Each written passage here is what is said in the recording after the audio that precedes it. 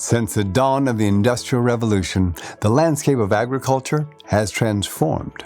As more people moved to urban areas, vast stretches of land were left in limbo. This shift gave birth to a new profession, one dedicated to helping landowners manage and care for their property.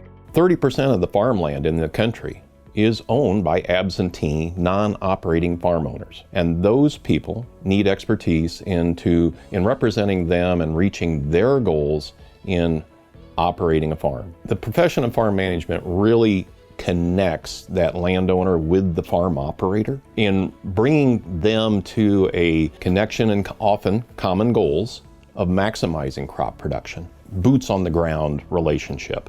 And that's really the history of our experience with our clients. Meet Brian Thompson, a man who came from a family that has years of experience in farming. His extensive background has made him a key figure in farm management, where he forges connections that are not only unique, but also irreplaceable. I had a farm operator that when I started, I worked with him as the farm operator on a managed farm. He then, when he retired, brought his family land to me to manage that because he saw the value in what we provided for our clients.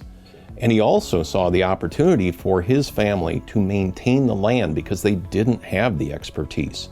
There were multiple children, cousins involved. Today, I still manage that ownership. As a farmer considers what they want to do, it can be very expensive to get an education practicing something that might be new. Where we see that in maybe other farm operations and can relate that to any individual as to what they may want to do in attempting something new and different. This strategy of the farm managers of First Mid Ag Services was not an overnight success. It's a culmination of decades of insight and experience evolving since the 1920s.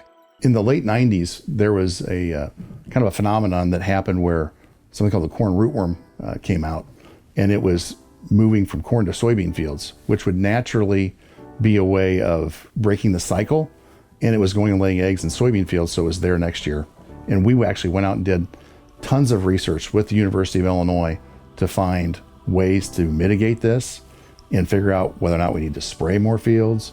We helped with the development of new seed technologies and embracing those, getting those in farmers' hands to be able to mitigate that risk in the future. But in 1997, it was a real problem.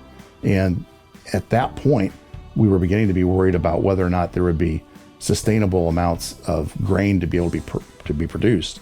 And we helped with the mitigation of that. We see multiple sites throughout the year, and we learn from each other as we go through the whole process.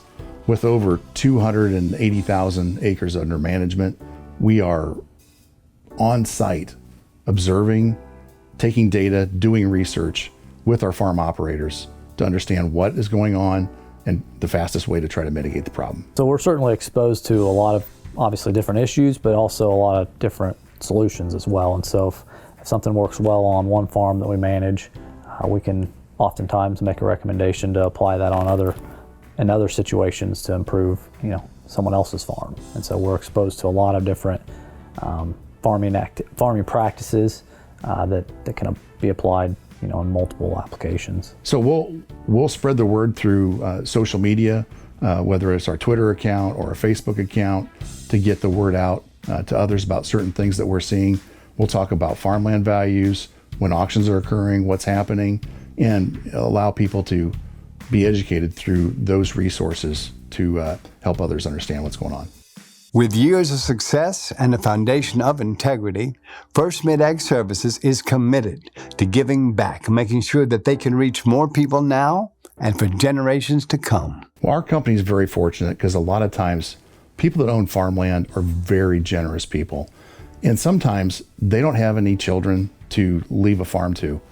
They may put us in charge as a trustee to see that their goals get followed through.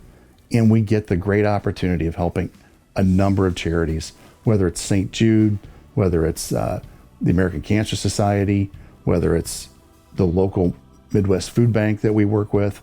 All of those things get money from the work that we do to help fund their charitable endeavors. And that's a real joy that we get to be a part of.